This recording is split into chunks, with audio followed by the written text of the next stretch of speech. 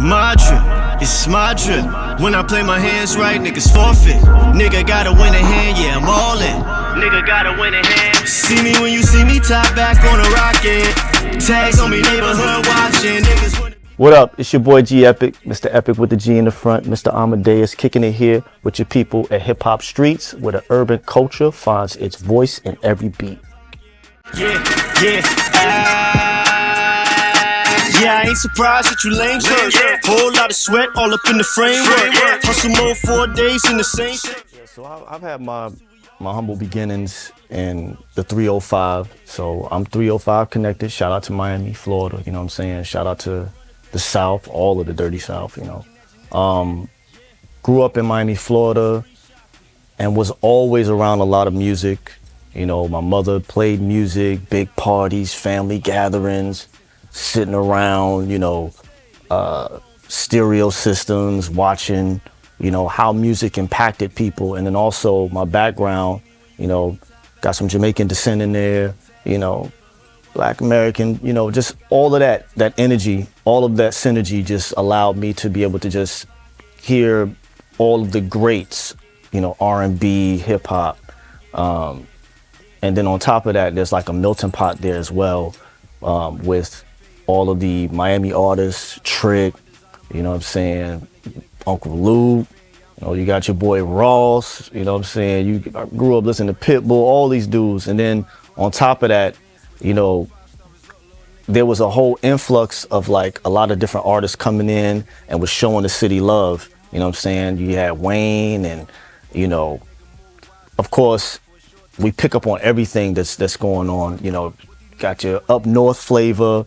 So I had a lot in terms of influences growing up. And then my uncles, they were very big on showcasing all of the different artists, because, you know, they had the CDs and everything else. So I'll be, you know, copying and, you know, grabbing their CDs, burning them and whatever the case may be. And, you know, just sitting around listening, I just picked up on all of that. And that influenced me to write my first rhyme when I was about seven. And my uncles rapped. I had two uncles that were actually like certified artists. Shout out to Caliber, you know what I'm saying? He, you know, he a real one, he upstate, you know what I'm saying? Free my boy Caliber. Outside of that, you know, my uncle Versatile, rest in peace to Versatile. You know, he had a lot of, you know, great influence on me in terms of just lyrical ability. And I just, you know, my pops also being a music, you know, a music label, record owner. You know, it's just, I was just born and bred around this, you know, and I couldn't escape it. So I started my own group, my own little rap group, YBR, Young But Ruthless. It's funny. It's like when I think about this now. I started my own group, YBR, with me and a couple of my cousins and my brother. And we were sitting there rapping, doing our own little raps and stuff. You know, listening to Biggie, Tupac, and all this other stuff. And it was just funny, you know what I'm saying, being able to just do that so young and just immerse myself into that. But I think one of the biggest breakthroughs, besides all of the music that I was put around, was me coming into the power of poetry through, you know, middle school and high school, and having one of my teachers really push me into understanding, you know, the power of words and how they, you know, how they have a very serious impact. And I began to quickly understand rap as being poetry on beats. So that's essentially what it is. It's poetry with a rhythm. And, you know, that aggressive reflection and boisterousness and energy, that's what gives you the swag and, you know, everything that draws people in, the charisma, you know. But it came down to understanding that, which made me really want to take, you know, rapping a little bit more seriously, you know, because it allowed me to have that expression in terms of being able to do it in a way that was cool. That's where my name G Epic comes from. So an epic is an old is a form of a long poem. That's what an epic is. It's a long poem. And my first rap name, or my first official rap name, was Beowulf, which is based off of a poem. So because there was a poem called Beowulf that I read in high school, an epic poem. And but it's just the name couldn't stick. So I was like, you know what? Let me switch up. Let me find something different. I was like, G Epic. Now it's an acronym that I switch up every now and then, but I'm G, and everything that I do is epic. You know what I'm saying? And in my epic, I'm the hero of my story. So I always feel like I'm the main character. I'm sure everybody feels like they're the main character in their own story, but I'm definitely the main character. Wanna be. See me when you see me top back on a rocket. Tags on me, neighborhood watching. Niggas wanna beat me, got all these bitches flocking. Oh, but you niggas didn't know, you so out of pocket. Yeah, little niggas out of pocket. So like for me, there was a lot of major drivers that kind of like stirred the pot for me in terms of influence. I'll say one of the biggest things for me to see was Biggie. His influence and like just the cadence of his rap and how like he would just take over the party. It sounds almost as if I'm speaking from personally viewing this, not Biggie per se in person, but just like his music. I would watch that and see how the adults would respond to that, like the whole energy had changed. And then one more chance, they would go into that, baby give me one more chance, just watching the whole vibe. First things first, I'll pop a freak soul. I'm gonna watch my uncles and watch my my mother and all the adults doing what they doing, how they would be vibing. I'm like, damn, like who is this cat? Like, and that was one of the big things for me. And I would sit there and just listen to the jam, not knowing, the whole cross up of how they were remixing, older records, but then Biggie was just laying that flow on top of it. That was a key thing for me. And I was about, probably about 8 or something, just watching that. And then, seeing records like Shut Up from Trick, what I'm saying? Shout out to Trick. Peanut Butter and Jelly, watching kids doing the Peanut Butter and Jelly to the Shut Up record, that was dope. Like all of these things just stirred the pot. And then watching artists like Outkast and listening to their records, it's just that whole thing. You know what I'm saying? Then you have Goody Mob. I just had so many different drivers. But I will say what really stuck to me was cleverness. You know what I'm saying? What I got from the South was a lot of energy and feel in that bop. You know what I'm saying? The South was more or less about that bop. But I loved the bop. At the same time, I was always wanting to decipher lyrics. You know what I'm saying? Hearing how clever these dudes put their verses together. So I got the bop from the South. And don't get it twisted now. The South got a lot of spitters.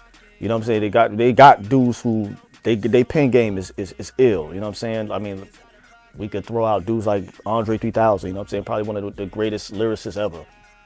But what I was more akin to listening to from the North, you got guys like Nas and of course Biggie. You got Nas, you got Jay, and one album too that was kind of crazy that just threw me for a loop.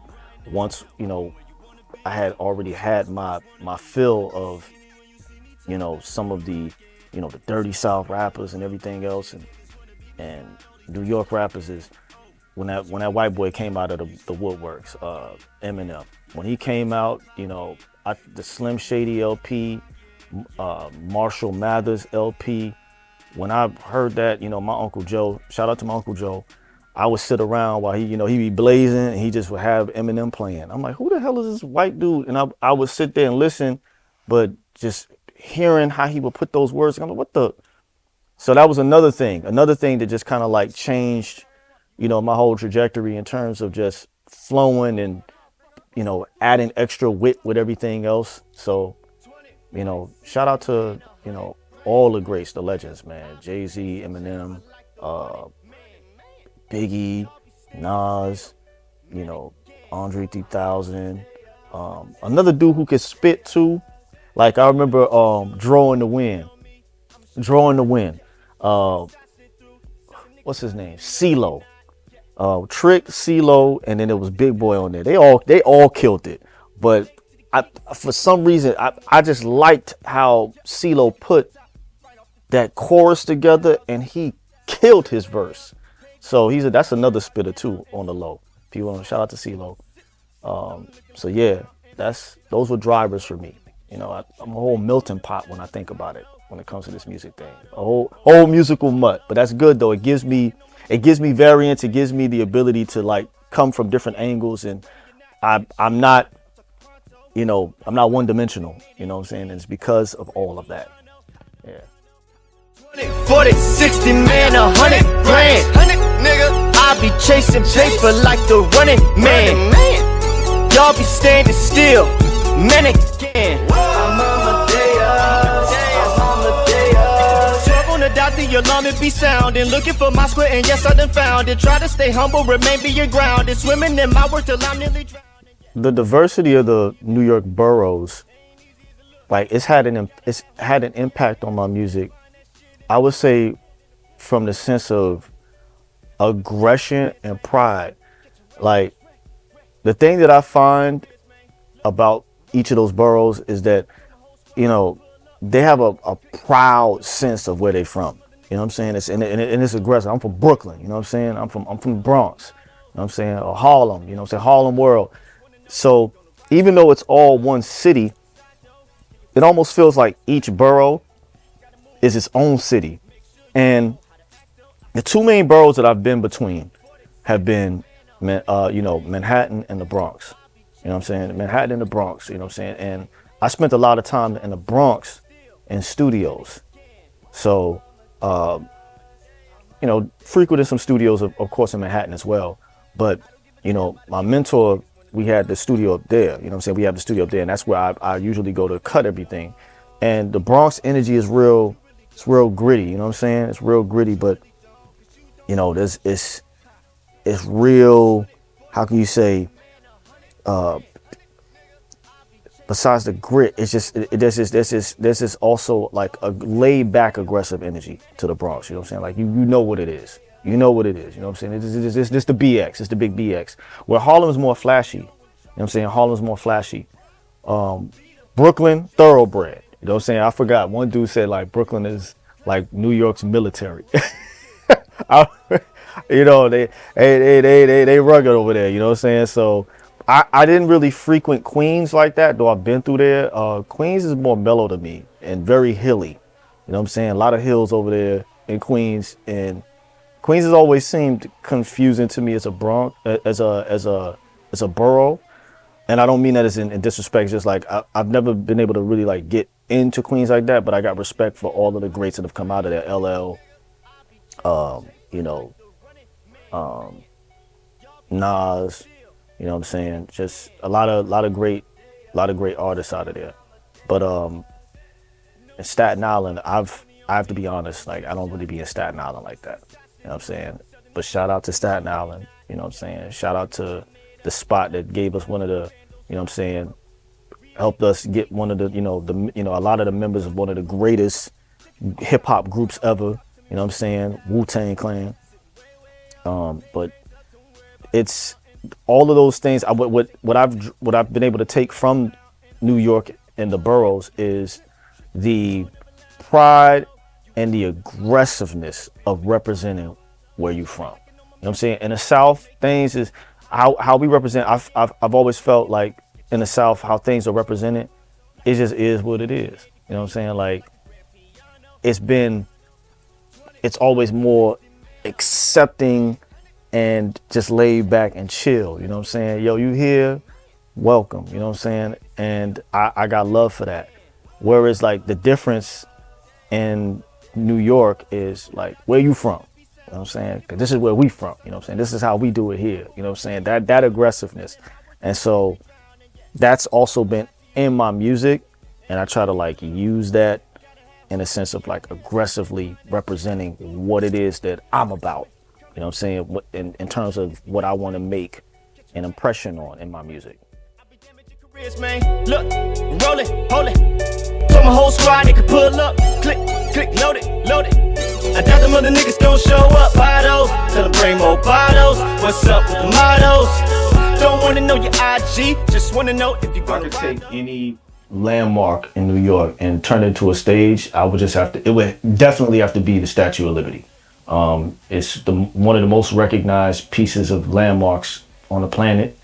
And I would perform, records off of my, EP that's coming, what I'm saying? Epic Life. And we would definitely have to start with Amadeus. Man, I swear, I don't give a damn about a bitch. Niggas wanna live my life. Are you sure you can handle all the shit you think you know? Music is an energy. I mean, it's a $1 billion industry over something that you can't see. Besides all of the aesthetics of the cameras and videos or whatever, you can't see music, but you feel it though. You know what I'm saying? For the most part, the balance in that comes from, for me, it comes from respect for the art form. I draw from the classics in terms of understanding what this is.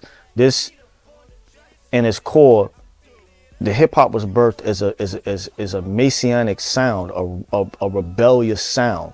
You know what I'm saying, to the status quo. And it was a song, it was a sound of upliftment in songs and adding energy and style, and that's what I like to remember. And then remembering to flow, you know what I'm saying, to aggressively reflect off of beats. I always try to remember that. And in terms of the new wave has become like more guttural in sense of it's like feel. It's all about a bop now. You know what I'm saying? It's all about a bop. I think that's one of the things that has happened or transpired over the last couple of years with New York rap now. It's like they've gotten really in tune now with it being more of a bop. Like if you look at artists like Pop Smoke too, and the whole drill thing that's come through there, you know what I'm saying? Not all drill music is it's all violent. Sometimes it's just a bop. You know what I'm saying? And I think New York, it has that, like that real boppy thing to it. You know what I'm saying? It got like a little jig with it. So I would say, that's not primarily my style, but I can appreciate understanding the principle of reflecting, spitting, flowing, but then making it a bop. It's very important to make it a bop. It can't be all cerebral. It got to be fun too. Neighborhood watching, niggas wanna beat me, got all these bitches flocking. Oh, but you niggas didn't know, you so out of pocket. Yeah, little niggas out of pocket. Your wife out of pocket. Yeah. What up, world? It's your boy G Epic, man. It's been a pleasure being here with HipHopStreets. You know what I'm saying? Being able to kick it here and do what I do. You know what I'm saying? I have the Epic Life EP dropping soon. Want y'all to go pick that up. The Amadeus single is out. You know what I'm saying? So you can find that on all platforms, iTunes, Spotify, what have you. Follow me on the IG. Follow me on TikTok. You know what I'm saying? Just look out for me, man. I'm going to be out here making sure that I continue to push the culture forward. You know what I'm saying? And also make everything about positive. You know what I'm saying? We got to do that. And of course, HipHopStreets is all about that. So I really definitely mess with y'all. You know what I'm saying? It's the click. This is what it is. And looking forward to seeing y'all soon. Check for me. Wanna see me when you see me top back on a rocket. Tags on me, neighborhood watching. Niggas wanna beat me, got all these bitches flocking. Oh, but you niggas didn't know, you so out of pocket. Yeah, little niggas out of pocket.